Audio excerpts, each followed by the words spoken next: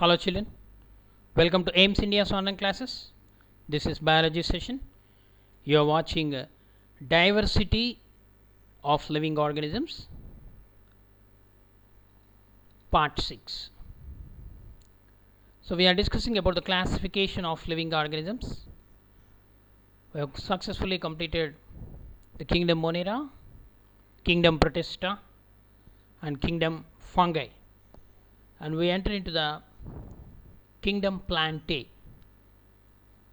Okay, the plant kingdom is one of the biggest kingdom. So this plant kingdom has great diversity. Okay, we are discussing the characteristic features. So more characters and the classification of plants we are going to discuss today. Okay, are you ready children? Let us proceed. Kingdom Plantae. Among the flowering plants, those having seeds enclosed within fruits are angiosperms. Example, mango. And those without the seeds, okay, or without the fruit, they are gymnosperms. Example, pine. The following pictures will help us to understand. So write down the characteristic features of dicot and monocot plants that you have studied earlier sections of this chapter. So here this is the flow chart which gives the complete picture of the classification of the plant kingdom. Plant kingdom is divided into two main categories, that is non-flowering plants and flowering and seed bearing plants. The non-flowering plants are called cryptogams. The flowering plants are called phanerogams. Okay. So further, these cryptogams, non-flowering plants, are divided into Thallophyta, Bryophyta and Pteridophyta. Okay, the cryptogams are further divided into thallophytes, bryophytes and pteridophytes. What are thallophytes? Thallophytes are the plants with a differentiated body.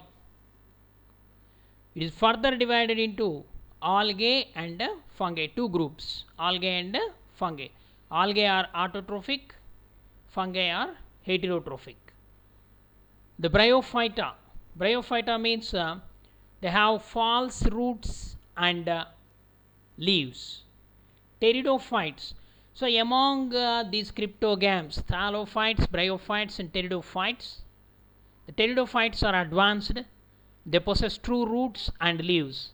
They are vascular cryptogams. They are called vascular cryptogams. Okay. So the bryophytes, they are amphibious plants. They are amphibious plants. If you take thallophytes and bryophytes, they possess primitive roots or root-like structures, but not true roots, and even other parts, stem and leaves are also not well developed. Okay, but whereas in pteridophytes, they possess well developed vascular system. So true roots, stem and leaves are present. And phanerogams means these are modern plants. They are called the flowering plants and seed bearing plants. Okay, they are divided into two groups, that is gymnosperms and angiosperms. Gymnosperms are naked seeded plants, and the angiosperms are seeds embedded in the fruits, the plants with seed embedded in the fruits. Angiosperms are further divided into monocots and dicots. Monocots means the seeds with single cotyledon. The dicots means the seeds with two cotyledons. Okay, so this kind of plants classification, the Plantae, divided into two. The plants with undifferentiated body, they are called cryptogams. The plants with differentiated plant body, they are called phanerogams. The cryptogams divided into thallophyta, bryophyta and okay. Pteridophyta. And here the differentiated plant body again divided into two.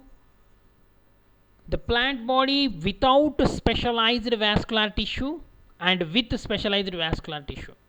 The without specialized vascular tissue, Bryophyta. With specialized vascular tissue, again the vascular cryptogams, pteridophytes and phanerogams, seed bearing plants.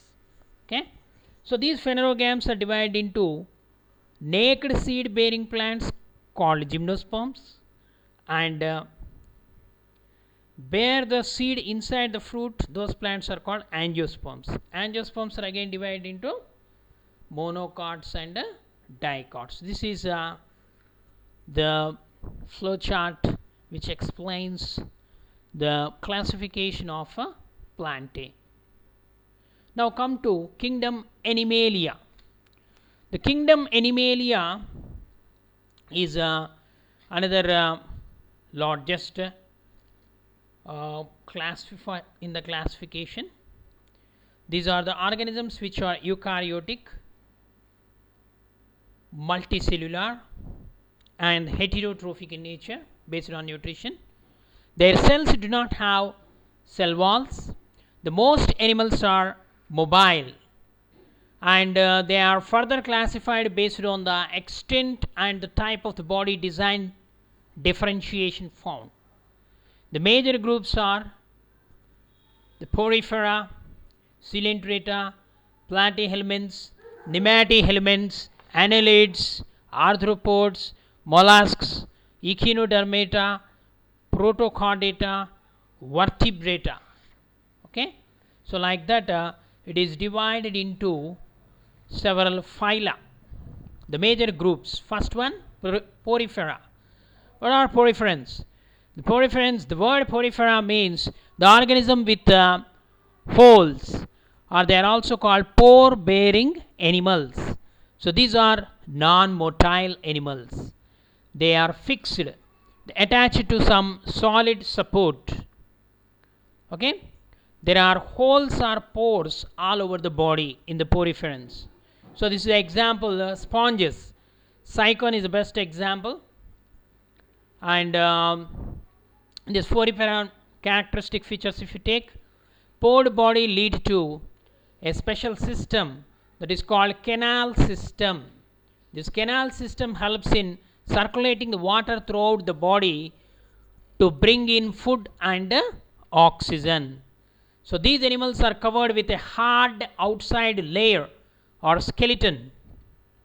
So the body design involves very minimal differentiation and division into tissues. Okay, the body involves very less differentiation and division into tissues. So these are they are commonly called the sponges and are mainly found in the marine habitats, that is sea. Some examples are Euplectella, Spongilla. Okay, so cyclone, it is a poriferan. The main characteristic features, pore bearing body. Okay, next, Coelenterata. What are coelentrates? Coelentrates are also called cnidarians, the special cells present in them.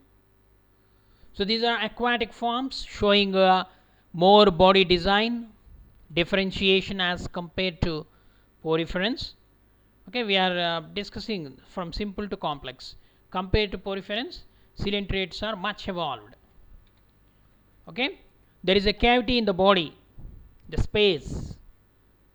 Okay, the body is made up of two layers of cells, diploblastic animals they are called, because two layers are present, one forming the outer layer while the other forming the inner layer, outer ectoderm and inner endoderm it is called. Okay, diploblastic animals, and they possess body cavity, coelenteron. The body cavity is called as coelenteron. Okay, that's why they are called coelenterate. Okay, some live in colonies, in groups, like the corals that are tiny, nearly 3 to 56 millimeters. They are tiny, 3 to 56 millimeters, but their colonies where we may find several types of them, or as a huge as say as an island. Okay, they occupy several square kilometers, 1800 square kilometers. Okay, the marine in the seabed they occupy, while others like hydra, jellyfish and sea anemones, they are common examples which can lead a solitary life. Okay, free living. So this is a hydra with the help of tentacles it moves. Okay, and next phylum, Platyhelmans. The body of the animal, the Platyhelmans, in this group is far more complexly designed than in the two other groups, okay, which we have studied, Porifera, Coelenterata. The body of these animals, Platyhelmans, is more complicated. Okay, we have considered so far this is somewhat complicated. The body is bilaterally symmetrical. Till now we didn't come across the symmetry, but here the Platyhelmans, they are bilaterally symmetrical. Okay, we can divide that animal into two equal halves, okay, in any plane. Then it is called bilateral symmetry, bilaterally symmetrical.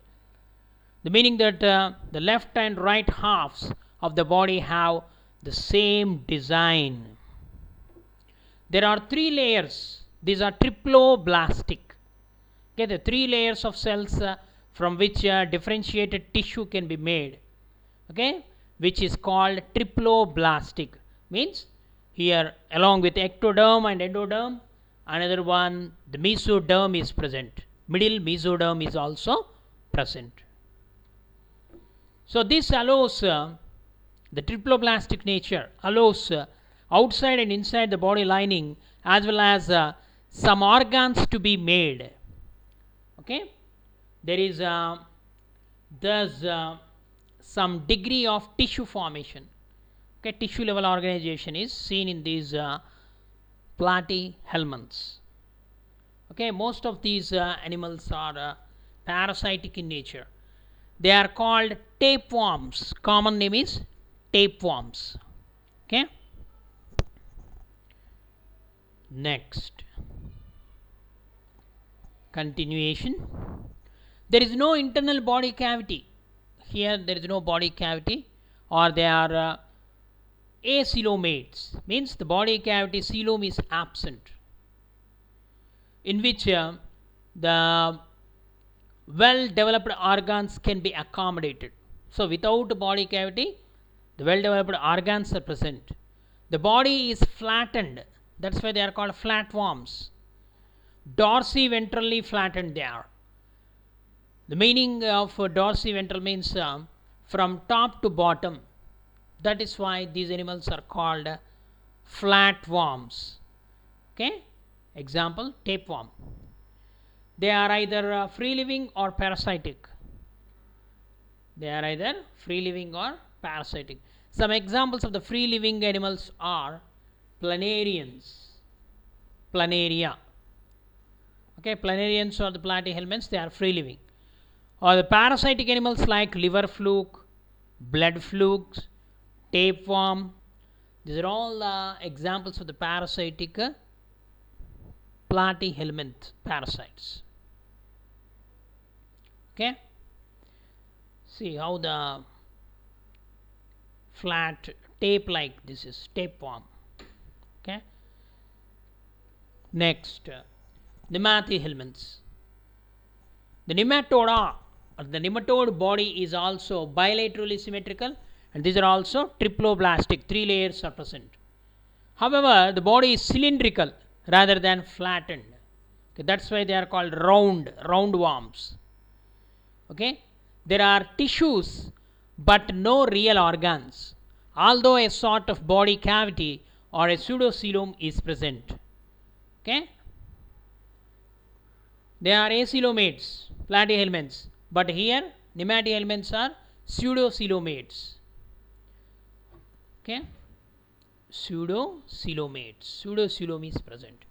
So these are very familiar as parasitic worms causing diseases such as the worms causing elephantiasis, filaria, and the worms in the intestine, roundworms or pinworms. Okay, so here roundworm, so they are not flat, they are round, cylindrical.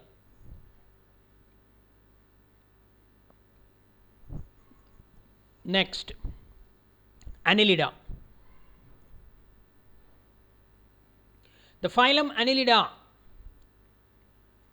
The animals are also bilaterally symmetrical and triploblastic. This is the common from the Platyhelmans to Anilida.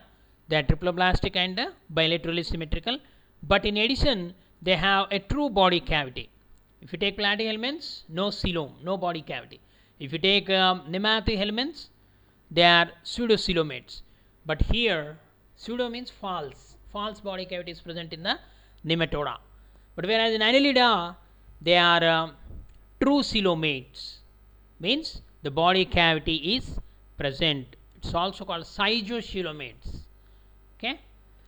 This allows, due to the presence of the body cavity, this allows the true organs to be protected in the body structure.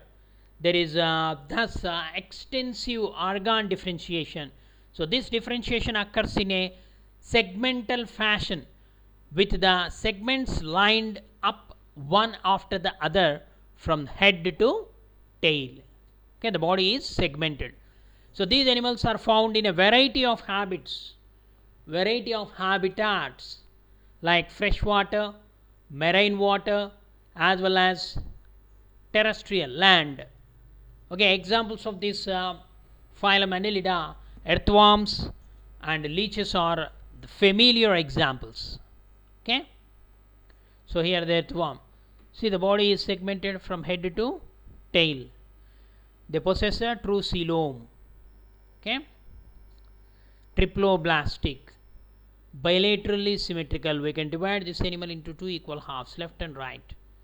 Okay, protected, and the organs are present. Well developed organ system are present. Okay, children, and some more animal phyla we are going to discuss in the next video.